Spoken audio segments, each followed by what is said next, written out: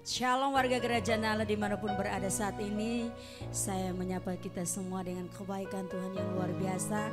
Saya undang semua kita bangkit berdiri dan penuh sukacita. Kita sama-sama datang di dalam hadirat Tuhan. Kemari kita tundukkan kepala kita bersama. Bapa, kami bangga, kami bersyukur bahwa kami adalah orang-orang yang disertai oleh Tuhan. Kami adalah umat-Mu yang dilimpahkan dengan anugerah-Mu, dengan berkat-Mu yang begitu luar biasa dalam hidup kami. Dan itu adalah dasar buat kami saat ini Tuhan, untuk kami sama-sama menaikkan pujian, syukur kami bagi Raja. Terima kasih Tuhan, terima kasih.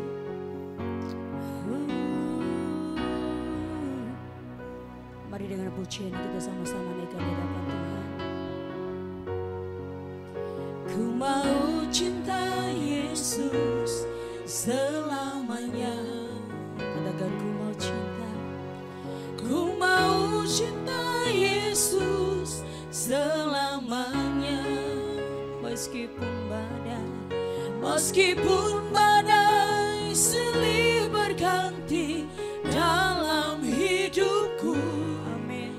Ku tetap cinta Yesus selamanya. Ku mau cinta Yesus. Ku mau cinta Yesus selamanya. Ku mau cinta Yesus.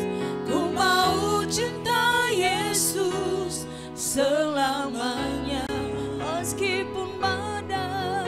Meskipun badai silih berganti dalam hidupku, amin. Ku tetap cinta Yesus. Mari juga sama-sama katakan ya Aba, ya Aba, Bapa, ini aku anakmu, layakkanlah seluruh hidupku. Ya Aba, ya Aba, Bapa, ini aku anakmu, pakailah sesuai dengan rencana. Mari dari awal kita sama-sama katakan yang pujian ini. Ku mau cinta Yesus. Ku mau cinta Yesus selamanya. Ku mau cinta Yesus. Ku mau cinta Yesus selamanya. Meskipun badai silih berganti dalam hidupku, amin. Ku tetap cinta Yesus selamanya. Ya Aba, Bapa, ini aku anakmu, layakkanlah seluruh hidupku. Ya Aba, ya Aba, Bapa, ini aku anakmu, pakailah sesuai dengan rencana. Ya Bapa, ya Aba, Jesus, ini kami umat-Mu Tuhan. Aku anakmu, layakkanlah seluruh hidupku. Ya Aba, Bapa, ini aku anakmu, pakailah sesuai dengan rencana-Mu. Pakailah sesuai dengan rencana-Mu. Pakailah sesuai dengan rencana-Mu. Sembah Dia. Haleluya. Terima kasih. Kasih kebaikan-Mu Tuhan, kami bersyukur.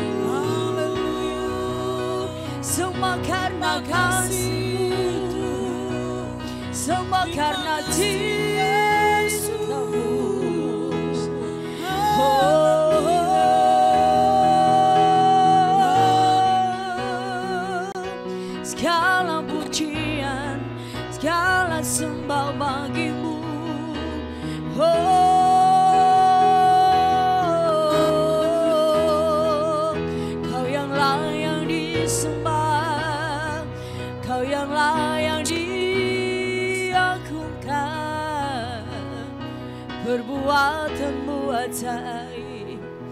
tiada yang sepertimu.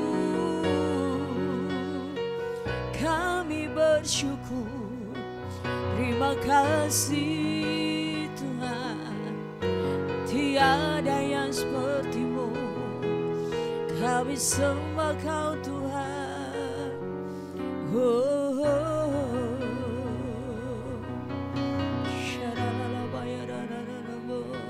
Terima kasih Tuhan, kami bersyukur. Oh, ku pandang wajah-Mu dan berseru, pertolonganku datang dari-Mu. Peganglah tanganku, jangan lepaskan. Kaulah harapan dalam hidupku. Mari sama-sama katakan, ku pandang wajah-Mu. Oh, ku pandang wajah-Mu dan berseru, pertolonganku datang dari-Mu. Peganglah tanganku, jangan lepaskan.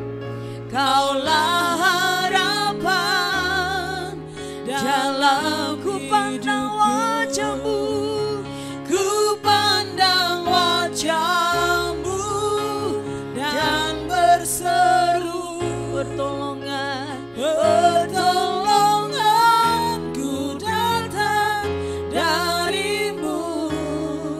Peganglah tanganku, jangan lepaskan. Kaulah harapan dalam hidupku. Kaulah harapan dalam hidupku. Kaulah harapan dalam hidupku.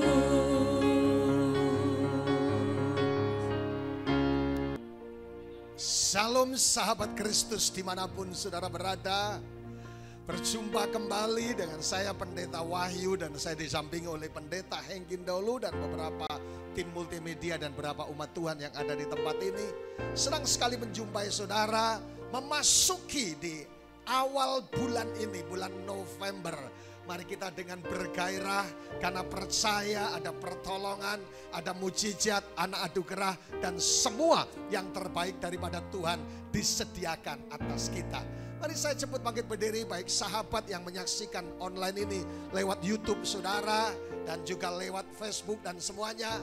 Selamat datang Pendeta Adi Dimo, Tuhan memberkati. Haleluya, saudaraku yang dikasihi Tuhan. Mari angkat pujian ini bersama-sama, saudaraku. Haleluya. Jesus. Ku nyanyi sama-sama. Mau seperti-Mu Yesus, disempurnakan selalu. Mari Pak Adi nyanyi. Dalam setiap jalanku memuliakan nama. Sekali lagi sama-sama dengan keyakinan iman. Ku mau seperti-Mu Yesus, dinyanyi sama-sama. Sempurnakan selalu. Selamat datang dari Waingapu, Tuhan memberkati Pak Adi. Dalam setiap jalanku memuliakan namamu. Pak Enggi berdoa untuk kebenaran firman Tuhan. Haleluya. Tuhan, kami minta pengurapan-Mu untuk hamba-Mu yang akan menyampaikan firman, dan juga untuk seluruh umat-Mu di mana saja mereka mengikuti ibadah ini Tuhan, supaya lewat firman-Mu kami menjadi menangkap sebuah pesan yang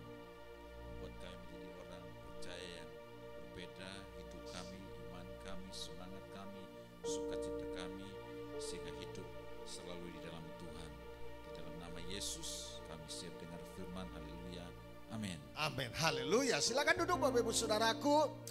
Satu saat kami sedang berada di kantor. Saudara percaya bahwa kita akan jadi sama seperti dengan yang kita sembah. Saya ulang. Saudara setuju bahwa kita akan jadi sama seperti dengan siapa yang kita sembah. Kalau kita menyembah Tuhan yang penuh dengan kemuliaan, saudaraku, kita juga akan wajahnya akan penuh dengan kemuliaan. Coba tengok kanan kiri, wajahnya penuh dengan kemuliaan atau tidak? Suatu saat ada murid tunas Daud datang ke kantor, kemudian kami pendeta-pendeta lagi ngantor, saudaraku. Ada satu anak dari Kaori, saudaraku. Saudaraku, dia cari saya dan ketemu Pak Hengki. Waktu ketemu Pak Hengki dia bilang gini, "Opa, tolong belikan saya minuman." Terus dia panggil saya Pak Hengki.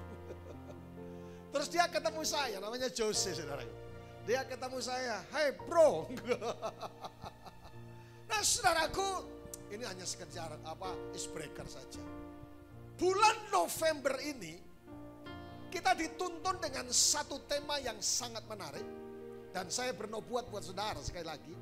Memasuki bulan November akan ada berkat-berkat yang baru dan sukacita yang baru dan anugerah yang baru. Sekalipun menghadapi pergumulan.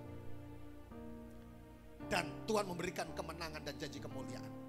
Tadi pagi saya menara doa. Saya rasanya seperti tadi yang waktu Sumba Blessing saya nyanyikan, di saatku tak berdaya. Tuhan itu ketika bicara masalah kebutuhan-kebutuhan raksasa yang harus kami selesaikan. Karena saya dikabari dari pihak instalasi listrik bangunan yang ada depan sekitar 625 juta instalasinya. Dan Pak Hengki bilang, "Pak, sekitar 1 M dan untuk pembelanjaan." Di situ Tuhan sepertinya ngomong buat saya. Sudah ketika saya menara doa, di saatku sambil lagi seadanya, tak berdaya. Tuhan ngomong gini, "Sampai hari ini apakah engkau tidak melihat hambaku bahwa aku bekerja untuk pekerjaan Tuhan? Dan ini bukan milikmu, milikku." Keren, saya rasa shalom. Dan yang selanjutnya saudaraku, saya teringatkan berapa nubuatan seorang hamba Tuhan dari Acai dari Singapura, Peter Kumar. Dia berkata bangunan akan selesai, harta akan dikejar oleh berkat Tuhan dan sebagainya. Dan saya bilang aminkan. Dan saya nyanyi berdoa dengan penuh keyakinan. Haleluya. Nah, bulan ini kita dituntun dengan satu kebenaran, yaitu Christ likeness. Menjadi seperti Kristus. Makanya tadi nyanyinya, "Ku mau sepertimu Yesus." Coba ayat itu, Roma 8:29. Sebab, keren banget, semua orang yang dipilihnya. Tepuk dada saudara, saya dipilihnya. Dan dari semula mereka ditentukannya. Dari semula, katakan saya ditentukannya, untuk menjadi serupa dengan gambaran anaknya, supaya anaknya itu menjadi yang sulung di antara banyak saudara.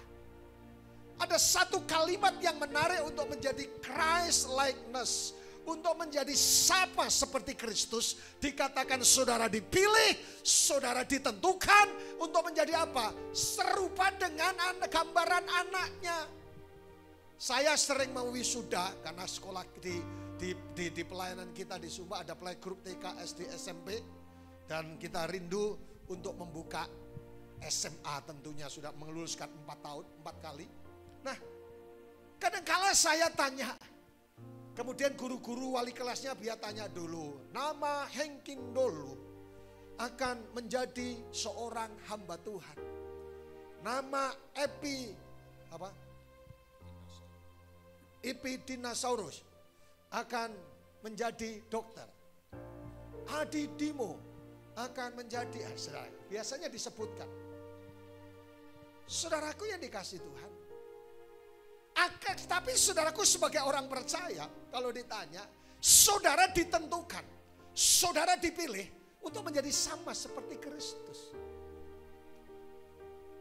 Karena sama seperti Kristus, kasih, kuasa, dan supaya kita pelajari bersama. Nah, Dari kata ditentukan, orang percaya tidak percaya namanya takdir. Tapi kita percaya yang namanya predestinasi.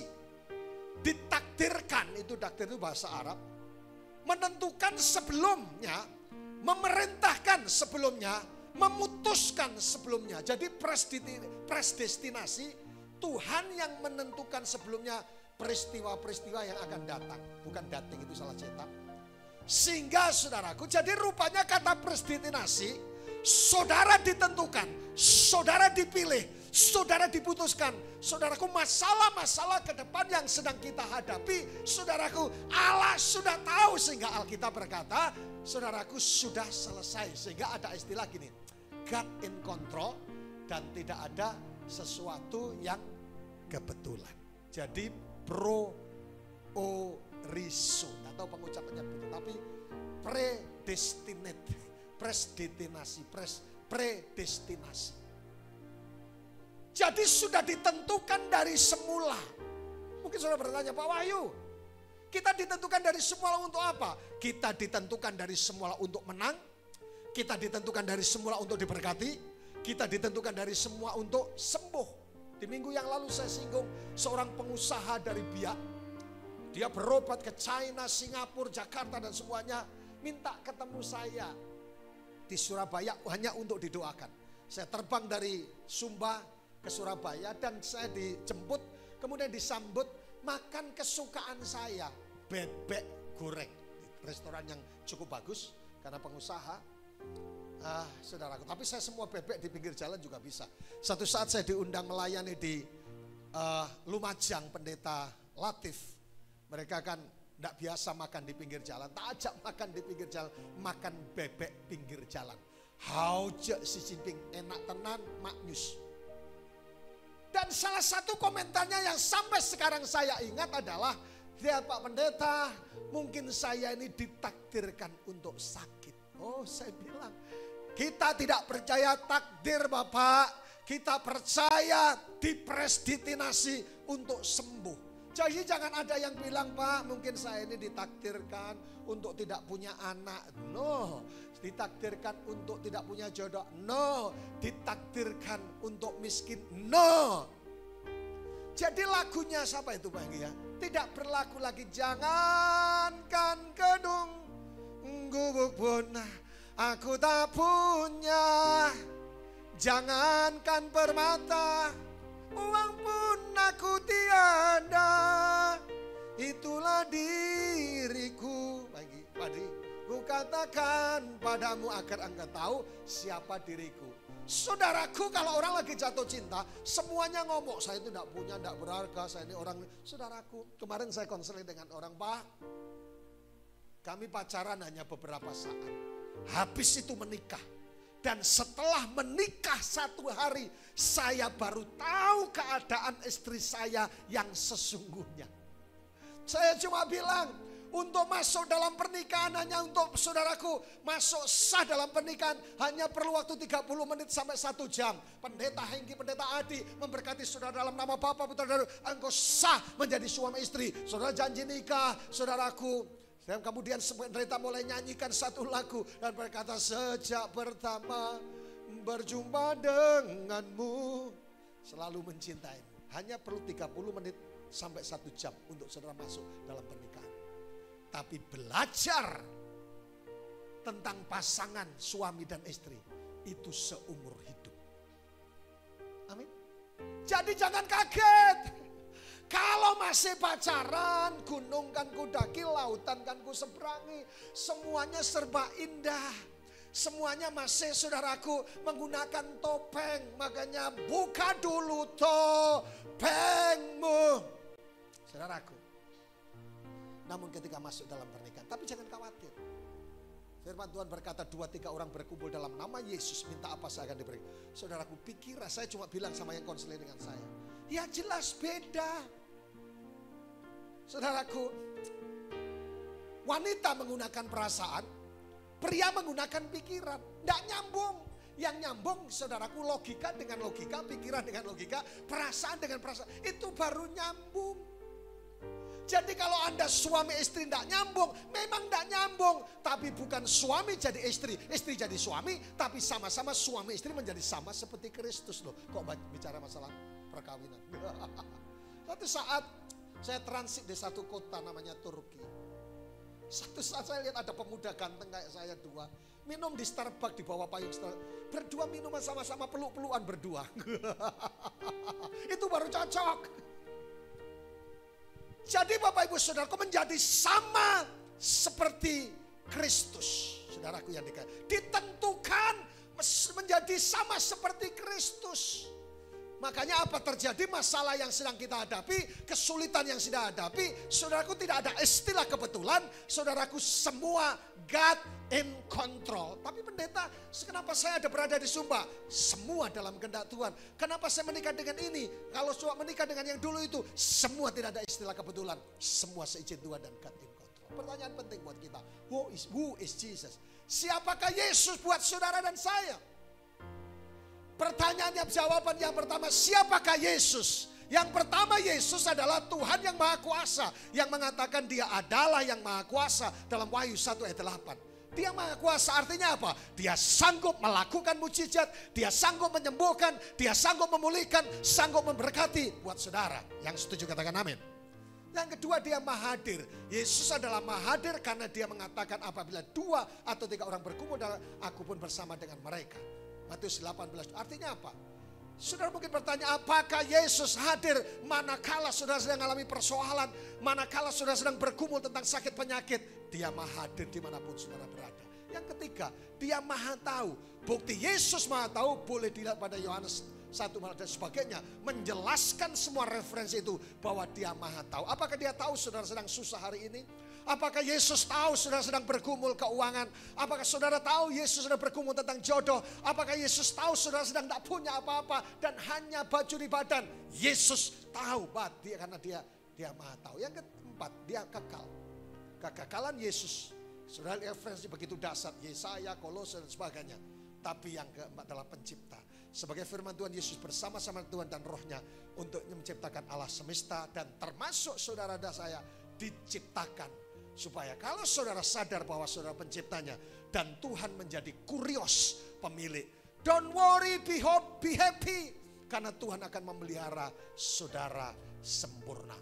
Kata-kata ini sering saya sampaikan. Pendeta, saya seperti telur di ujung tanduk, tak iya?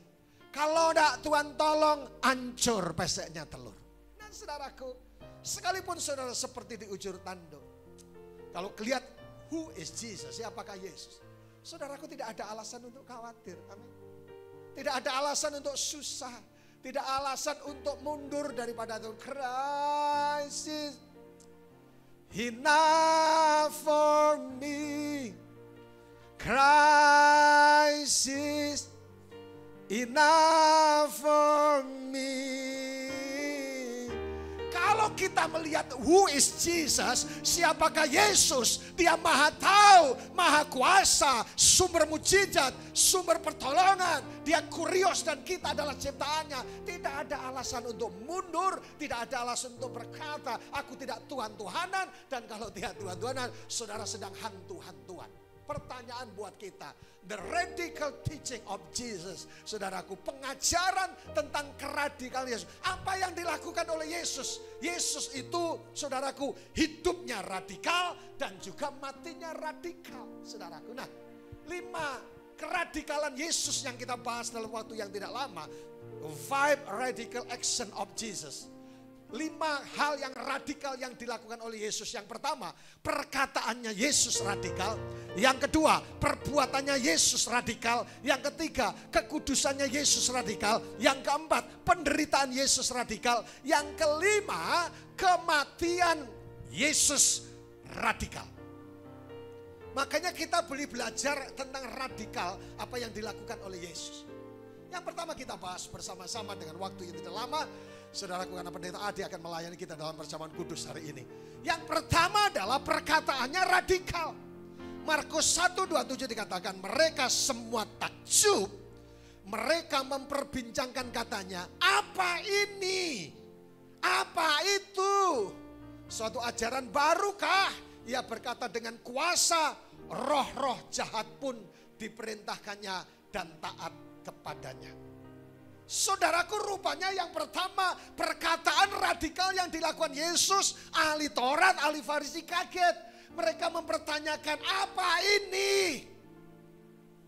Dan mereka, saudaraku yang dikasihi Tuhan, itu yang sangat luar biasa buat apa yang kita kerjakan, apa yang Yesus lakukan. Karena kita berkata jika Roh Kudus turun ke atasmu, engkau menjadi orang-orang yang penuh dengan kuasa Tuhan. Perkataannya radikal. Saya mengingatkan buat saudara bahwa hidup kita ini dalam bibir kita, lidah bibir kita ada yang namanya double speaking power. Apa yang kau ikat di bumi terikat di surga. Saudara dengar, antara iman dan mujizat, antara meminta dan doa yang dijawab, ada perkataan yang disebut dengan double speaking power. Yang setuju katakan amin. Katakan sama-sama perkataan yang radikal. Saya sering melihat mujizat terjadi dalam hidup saya pribadi maupun pelayanan dimulai dari perkataan saya. Mulai dari jumlah berkat, misalnya kita sedang bergumul untuk ini. Ada orang berkata, Pak saya mau titip berkat Tuhan. Saya membuat analisa lagi, Pak Henggi yang menjadi senior kursus. Pak jangan 80 juta, 800 juta misalnya. Dan selalu terjadi akhirnya yang saya ini. Makanya hati-hati dengan lidah bibir kita. Perkataan yang radikal, saudaraku. Mereka semua takjub. Pertanyaan buat kita, apakah perkataan saudara dan saya sebagai orang percaya adalah perkataan yang radikal, perkataan yang membangun, perkataan yang menghidupkan, atau perkataan yang menghasilkan mujizat. Antara iman dan mujizat, antara meminta dan doa yang dijawab, ada perkataan yang disebut dengan double speaking power. Saudaraku, Lukas 23:34 berkata, Yesus berkata, ya apa? Ampunilah mereka sebab mereka tidak tahu apa yang mereka perbuat. Di situ dituliskan, saya katakan, apakah perkataan kita adalah perkataan yang penuh dengan pengampunan. 1 kali, 2 kali, masih ku bertahan. 3 kali, aku tak sudi mengampunimu. Saudaraku, perkataan yang radikal. Ketika Yesus mati di atas kayu salib, disalibkan oleh dengan penjahat di kanan kiri, dia berkata kepada pasukan penjaga, ampuni mereka. Halo. Kemarin ada orang yang konseling dengan saya cuma bilang, saudara menyertakan semua persoalannya begitu banyak.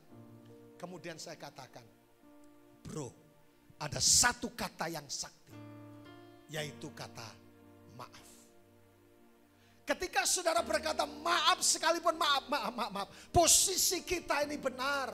Saudaraku, untuk menurunkan ego seseorang, untuk menurunkan marah orang, kata maaf itu paling sakti. Halo? Maafkan aku. Kalau suami istri sedang tidak cocok, sedang cuma kita maaf. Bapak-bapak, suami-suami memang sulit untuk keluar kata maaf. Bapak-bapak yang belum takut Tuhan. Oh iya betul pendeta, daripada gua ngomong maaf, satu saat saya ketemu seorang, lebih baik gua kasih rumah baru sama beta memang tua, saya punya mobil baru daripada saya berkata maaf. Sesalah apapun, ketika saudara dekati istrimu sayang, aku minta maaf. Saudara pasti dia akan bayar gini, saya tidak akan ulangi lagi. Saya salah dan betul-betul maaf. Kalau perlu ditambahi kata ampun dosa, maafkan aku. Akhirnya dia akan lain kali jangan begitu lagi ya. Biasa saling peluk-pelukan lagi. Boleh nyanyi India. Hey meretese. Perkataan yang radikal. Mari Bapak Ibu Saudaraku, perkatakan hidupmu dengan perkataan mujizat. Sekalipun kenyataannya berbeda, tetapi perkataan yang radikal. Karena perkataanmu mengandung kuasa Allah yang tidak terbatas. Jika engkau sakit, katakan aku sembuh. Jika engkau dalam kekurangan, katakan aku diberkati. Jika tokomu mulai sepi, berkata aku diberkati berlimpah-limpah. Aku dikejar berkat dan nama Tuhan dipermuliakan. Satu saat Saya diajak di Kota Malang oleh pendeta Roni Daud. Saya dijemput dari bandara karena saya harus melayani di Kota Malang bersama dengan istrinya. Saudaraku, ada satu sekolah yang tidak jalan di Malang. Saya lihat, diajak makan bakso dulu Pak.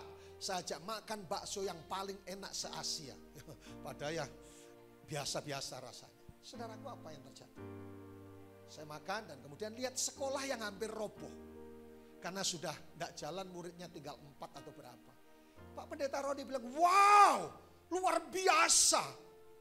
Saya lihat yang luar biasa di mananya. Semuanya rupanya pandangan saya dengan Pak Roni berbeda. Pak Roni bisa melihat pandangan ke depan bahwa murid akan berjubel-jubel dan sekolah itu akan direnov dengan baik. Apakah perkataan kita penuh dengan pengampunan atau kita bahasa yang tinggi keras? Tidak bisa pendeta. Saya lihat bayangannya, saya sakit, saya kecewa sama dia. Perkataan yang radikal. Tapi yang kedua, kalau perkataan Yesus yang pertama yang kita pelajari adalah perkataan yang radikal. Perkataan penuh dengan kuasa, mujizat, perkataan penuh dengan pengampunan. Tapi yang kedua, perbuatannya yang radikal. Katakan sama-sama, perbuatannya radikal. Markus 2 ayat 12 dikatakan, yang begini nih belum pernah beta lihat. Ketika Yesus melakukan banyak mujizat, orang-orang banyak berkata, yang begini nih belum pernah kita lihat. Pak Enggi sama Pak Adi mesti lain kali khotbah tentang ini. Yang begini nih belum pernah aku lihat. Markus 6, dan mujizat yang demikian bagaimana diadakan oleh di tangannya. Rupanya selain perkataan yang penuh dengan pengampunan, perkataan yang menyejukkan, perkataan yang mengampuni, pernyataan yang penuh kuasa, perbuatan Yesus adalah perbuatan yang radikal. Radical obedience of God. Coba lihat satu kasus di slide itu Pak Emu yang Daniel 3:17, 18. Saya baca buat saudara. Seorang anak muda punya satu perbuatan yang radikal dimulai dari komitmennya dan perbuatannya, yaitu yang namanya Daniel. Makanya Pak Adi kalau Pak Enggi nanti punya anak lagi Pak Ibu, kasih nama Daniel. Jika Allah kami, coba lihat, ini Daniel yang ngomong saudara. Jika Allah kami yang kami puja sanggup melepaskan kami, ini keren, dimulai dari perkataan yang radikal, maka ia akan melepaskan kami dari perapian yang menyala-nyala itu. Ini bahasa imannya. Tapi saudaraku, bukti bahwa Sadrak, Mesak, Abednego, Daniel punya iman yang dasar. Dan dari dalam tanganmu dikatakan, ya Raja. Tetapi tulisan putih coba lihat. Tetapi seandainya sonde tidak, hendaklah Tuanku mengerti, dia berkhotbah, ya Raja, bahwa kami tidak akan memuja dewa Tuanku dan tidak akan menyembah patung emas yang Tuanku dirikan. Keren banget, keren. Keren banget. Daniel bisa berkata, kalau Tuhan sanggup menolong, saya akan ditolong. Tapi ini bukti iman yang besar. Kalau Tuhan tidak sanggup menolong saya akan tetap percaya kepada Tuhan. Ini level iman yang sangat luar biasa. Jadi perbuatannya yang radikal. Yang setuju katakan amin. Yesus melakukan dan sampai orang lain berkata, ini belum pernah gua lihat. Itulah Yesus kita. Perbuatannya mujizat demi mujizat. Tapi yang kedua, Daniel dimulai dari perkataan yang iman yang kuat. Dan dia berkata perbuatannya. Apakah Daniel tidak ditolong Tuhan? No. Daniel mengalami mujizat Tuhan. Perbuatan Yesus yang radikal. Ketika dia melihat orang saudaraku, maka ahli Torah dan orang Farisi membawa mereka kepada seorang perempuan yang kedapat berzina. Mereka menempatkan perempuan itu dan tengah-tengah berkata, Yesus, perempuan ini tertangkap basah ketika ia sedang berbuat zina. Tapi lihat perbuatan Yesus yang radikal. Yohanes 8 ayat 7, dan ketika mereka terus-menerus bertanya kepadanya, ia pun bangkit tentang Yesus, berdiri lalu berkata kepada mereka, barang siapa di antara kamu yang tidak berdosa, hendaknya pertama melempari batu kepada perempuan itu. perbuatan Yesus yang radikal ketika ketemu orang yang bersalah, ketemu di konteks ini berzina, tertangkap basah, sedang berzinah dan sedang berenang. Yesus sangat bijaksana berkata, jika engkau tidak pernah berdosa, lemparilah terlebih dahulu. Saudaraku dengar, kadang-kala saya sering ditanya, gereja isinya orang-orang yang belum bertobat. Yes, karena gereja isinya orang yang sudah bertobat, isinya orang yang sedang bertobat, isinya orang seperti bengkel yang orang-orang perlu dikentengi untuk disembuhkan. Nah, kadang-kala ada golongan tertentu yang bertindak lebih hebat daripada Yesus. Yesus ketemu orang berzina, dia tidak menghakimi. Dia malah ketika dihadapkan kepada satu permasalahan yang rumit, jika engkau tidak berdosa, jangan menghakimi. Penghakiman adalah milik Tuhan. Yang pertama, perkataan yang radikal, penuh mujizat, penuh dengan pengampunan. Yang kedua, perbuatan yang radikal. Selain Daniel, Yesus mencontohkan sesuatu yang sangat luar biasa. Yang ketiga, kekudusannya yang radikal. Katakan sama-sama, kekudusan yang radikal. Ketika Yesus beberapa waktu yang lalu saya pergi ke Holy Land, salah satu yang kita kunjungi adalah Bukit Ujian, di mana Yesus mengalami ujian di situ dengan berbagai macam hal. Dan saudaraku, biasanya di situ hanya tidak bisa turun sampai ke bawah, hanya ada penjual minuman dan semuanya, jus ada di situ dan souvenir-souvenir. Kalau tidak salah, gambarnya di sini Yesus dicobai. Tapi dalam 1 Petrus 1, 15, 16, Yesus yang radikal dalam perkataan dan perbuatannya ketika adalah radikal dalam kekudusannya. Tetapi hendaklah dengar, kamu menjadi kudus di dalam seluruh hidupmu, sama seperti Dia yang kudus yang telah memanggil kamu, sebab ada tertulis, kuduslah kamu sebab aku kudus. Yesus dicobai berulang kali dengan berbagai macam. Kalau saudara lihat tentang bukit temptation, bukit pencobaan itu saudaraku, Yesus dicobai dari berbagai hal. Tapi yang menarik, Yesus tidak tergoda dan tidak jatuh dalam dosa. Memberikan teladan buat kita bahwa Yesus, apapun pencobaan yang datang, Yesus tetap memegang kekudusan Tuhan. Dan kekudusan adalah awal dari sebuah mujizat. Yang setuju katakan amin. Coba lihat Yosua 3, berkatalah Yosua kepada bangsa itu, kuduskanlah dirimu sebab besok Tuhan akan melakukan perbuatan-perbuatan di antara kamu. Saudaraku, rupanya kekudusan adalah awal dari sebuah pergerakan hamba-hamba Tuhan. Kekudusan adalah awal dari sebuah mujizat. Kekudusan adalah awal daripada Allah bertindak dengan kuasanya. Di akhir zaman ada satu gerakan yang disebut dengan All Saints Movement. Artinya semua orang kudus. Yang toko, pengusaha, pejabat yang hidupnya kudus akan dipakai Tuhan. Tapi sebaliknya kalau hamba Tuhan tidak kudus, ya tidak dipakai oleh Tuhan. Kekudusan yang radikal. Contoh yang saya. Yusuf dan VS istri Potifar. Dalam Kejadian 39 ayat 7, selang beberapa waktu istri tuannya memandang Yusuf dengan birahi, lalu katanya, Job, marilah tidur dengan aku, Job. Dan ini tidak hanya sekali, saudaraku. Mungkin dia harus jalan-jalan, kemudian pakai rok mini. Dan saya percaya istri Potifar ini karena istri pejabat tinggi, pasti cantik, saudaraku. Bajunya ganti-ganti, mulai dari baju yang tidak tembus sampai tembus gitu saudara. Mulai baju yang mahal sampai yang paling mahal. Dan saudaraku berulang kali, mari Job tidur dengan aku. Seandainya ucapnya Epi mungkin ya satu kali diajak tidur, oke deh. Tapi Yusuf ini berbeda. Tapi jawaban Yusuf radikal ketika ulang kali dicobai dan digodai. Dia berkata dalam Kejadian 398. Tetapi Yusuf menolak.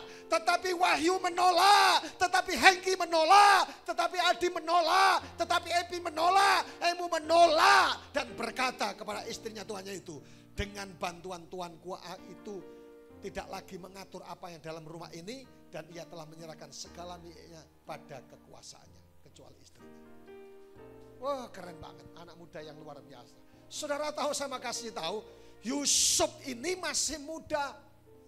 Bukan sudah sudah tua renta, saudaraku. Dia masih muda dan bisa gampang tertarik. Tapi the power of commitment, komitmen yang kuat membuat dia dahsyat.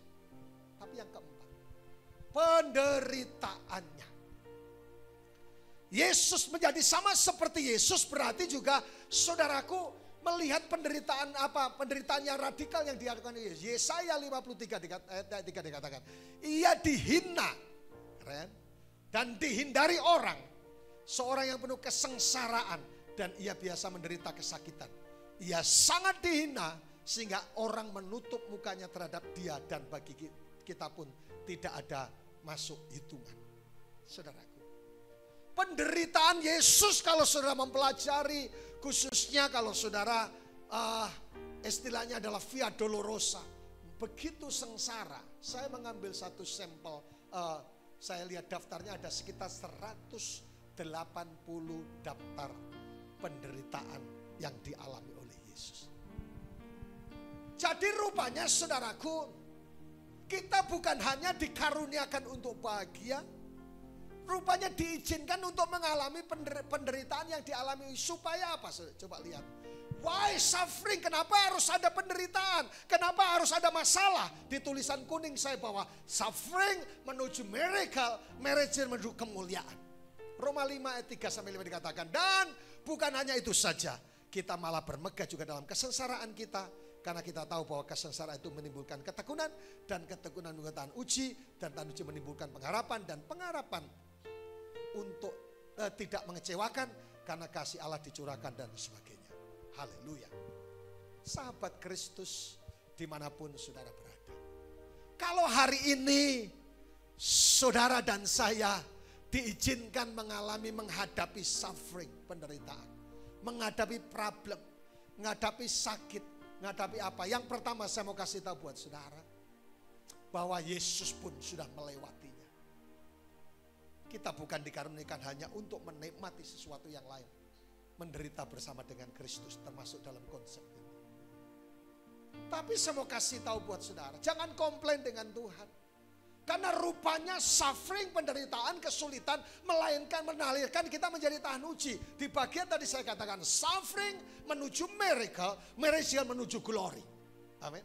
Jadi artinya gini, kalau saudara diizinkan, saudara dan saudara mengalami masalah, problem, kesulitan dan sebagainya, tujuannya hanya satu, untuk saudara melihat mujizat Tuhan, melihat pertolongan Tuhan, dan memuliakan Tuhan. Kemarin di acara woman meeting, ada seorang ibu, suaminya seorang dokter. Dia testimoni, membuat kesaksian. Dokter ini sangat luar biasa di pulau kami. Semua gaji dan keuangannya dipersembahkan untuk misi. Dia hidup dengan pas-pasan, saudara. Tapi ada banyak nilai yang sangat luar biasa. Saya dikasih bukunya waktu pertama kali datang di Pulau Sumba.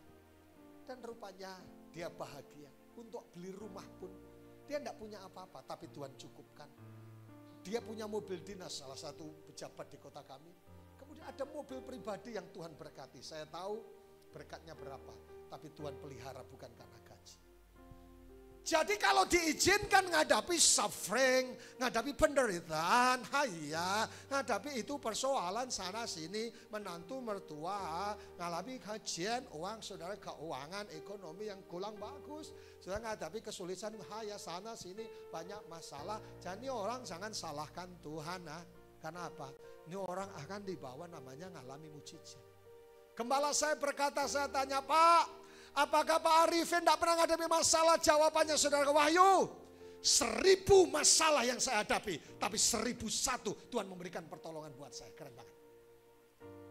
Dan dia berkata, Wahyu kalau ada tai kuda, maaf, ini konteks serupa semua ilustrasi. Kalau ada tai kuda pasti ada kudanya.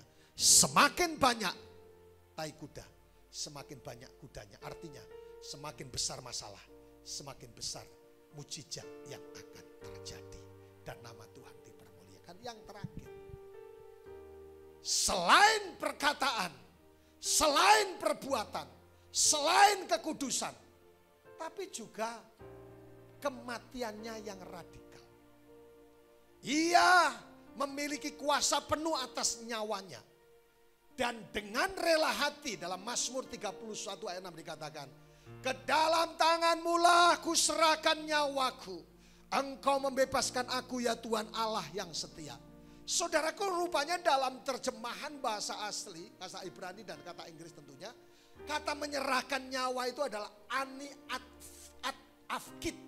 Dalam Hebrew artinya menyetor, menitipkan, mendeposit, menabung. Kata komit dalam bahasa menitipkan sesuatu yang tujuannya mengklaim kembali. Tadi ini menunjukkan bahwa kematian Yesus adalah kematian Allah yang hidup, pribadi yang berkuasa, sehingga dia berkata apa? Sudah selesai. Masalahnya sudah diselesaikan, kematiannya radikal. Saudaraku, semua tetelestai, semua sudah diselesaikan oleh Tuhan. Amin. Haleluya. Sahabat Kristus dimanapun saudara berada, kita diciptakan menjadi sama seperti Kristus, supaya saudaraku ditentukan sesuai dengan gambar anak, dipredestinasi. Sama seperti Kristus di bidang apa? Satu, perkataan yang radikal, penuh kuasa dan penuh pengampunan. Yang kedua, perbuatannya yang radikal, penuh dengan mujizat Allah. Selain perbuatannya adalah kekudusannya yang radikal.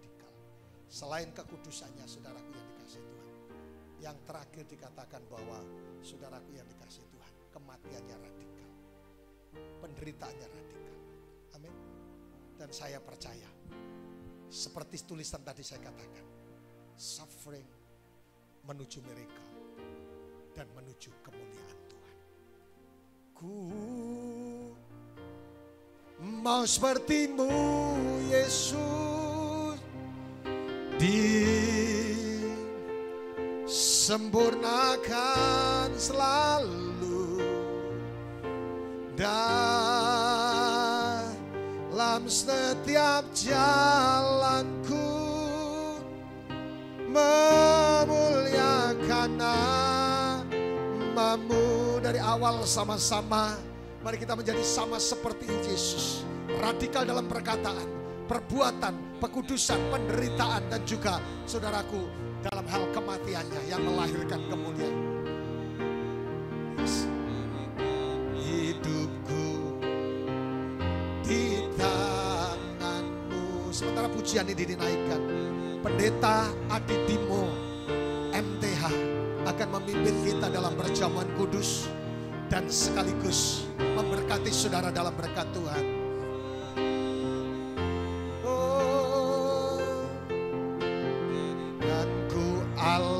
Mari Pak Pendeta Hadi dengan hormat. Hidupku, yes. Hidupku. Saudara terima, persiapkan roti dan anggur saudara.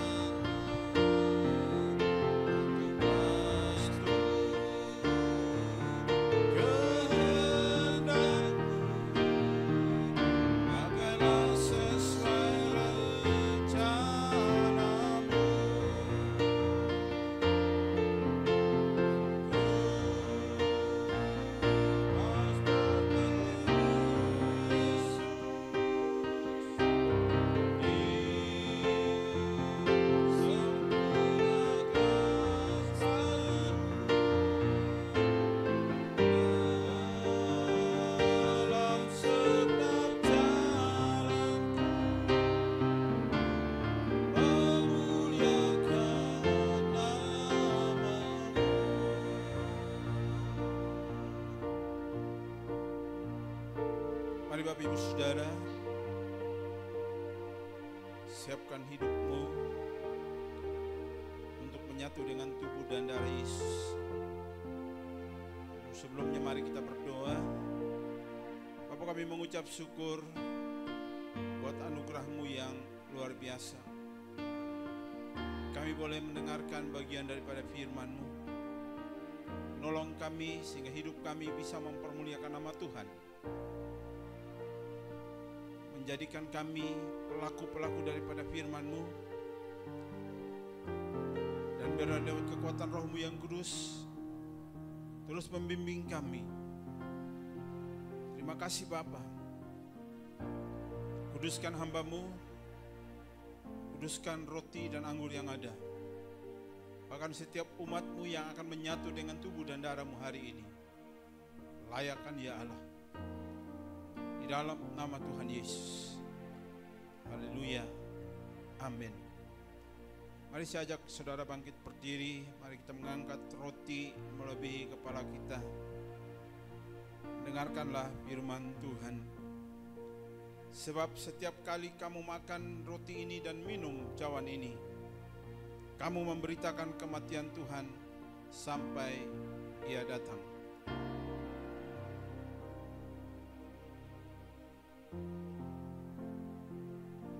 Tubuhnya telah tercabik-cabik. Bahkan kebenaran firman Tuhan berkata bahwa wajahnya hampir tidak bisa lagi dikenal. Semua itu dilakukannya hanya karena Dia mengasihi saudara dan saya, untuk memulihkanmu, untuk menyembuhkanmu, untuk membawa kembali engkau kepada tujuan ilahi. Itulah sebabnya percaya ke saudara bahwa roti yang kita angkat tinggi ini sesungguhnya merupakan persekutuan kita dengan tubuh Tuhan kita Yesus Kristus.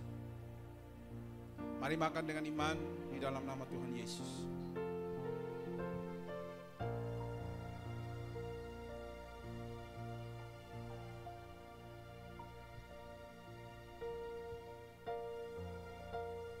Siapkan cawan di tangan kanan saudara, seraya kita mengangkat melebihi kepala kita.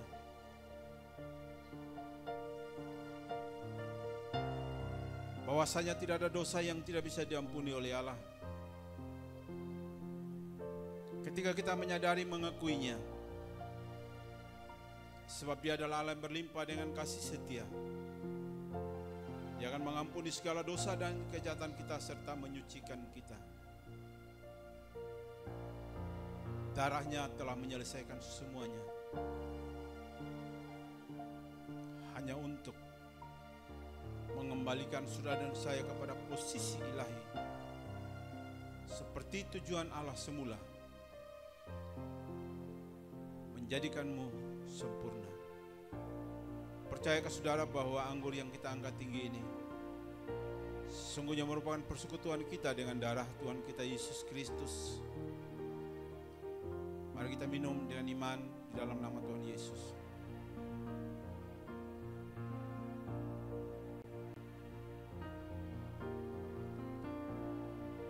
Letakkan cawan saudara, naikkan syukurmu di hadapan Tuhan, sebab Dia baik, sungguh baik dan teramat baik. Kasih setianya tidak pernah berkesudahan dalam hidupmu. Anugerahnya senantiasa mengalir dalam hidupmu. Kami mengucap syukur kepadamu ya Allah, oleh karena perbuatanmu yang luar biasa dalam hidup kami. Kami dipersatukan lagi kembali dengan tubuh dan darah-Mu, menjadi peringatan bagi kami bahwa Engkau begitu mengasihi kami. Menolong kami ya Tuhan untuk senantiasa menghargai karya-Mu yang sempurna itu, sehingga kami terus hari demi hari hidup dalam pertobatan, hidup di dalam takut akan Tuhan, hidup di dalam kekudusan. Lewat tingkah laku kami, tutur kata kami, hati dan pikiran kami, Tuhan dimuliakan. Roh Kudus penolong, supaya kami terus berjalan di dalam rencana dan kehendak Allah. Berdoa di dalam nama Tuhan Yesus, setiap daripada mereka yang sudah mengambil bagian dalam mendengarkan firman Tuhan, yang sudah mengambil bagian untuk bersekutu dengan tubuh dan darah Yesus, yang sakit kami percaya disembuhkan oleh Tuhan, yang lemah dikuatkan, yang sedang mengalami jalan-jalan yang buntu, pintu-pintu jadi dibukakan, dan mereka akan hidup di bawah langit yang terbuka. Tangan Tuhan menolong, menopang dan memberkati kehidupan mereka, keluarga mereka, usaha dan pekerjaan mereka. Hari ini Di antara mereka yang sedang membutuhkan mujizat Allah, kami percaya Tuhan nyatakan itu bagi mereka. Kemuliaan Tuhan tercurah dalam kehidupan mereka. Terima kasih Bapa. Terpuji bagi nama-Mu. Di dalam nama Tuhan Yesus kami berdoa. Haleluya. Amin. Kita tetap berdiri Bapak Ibu Saudara. Kita akan mengakhiri ibadah kita dan kita akan terima berkat Tuhan. Mari sama-sama kita katakan El Shaddai, El Shaddai. El Shaddai, El Shaddai, Allah Maha Kuasa. Dia besar, Dia besar. El Shaddai mulia, El Shaddai, El Shaddai, Allah Maha Kuasa. Berkat-Nya melimpah,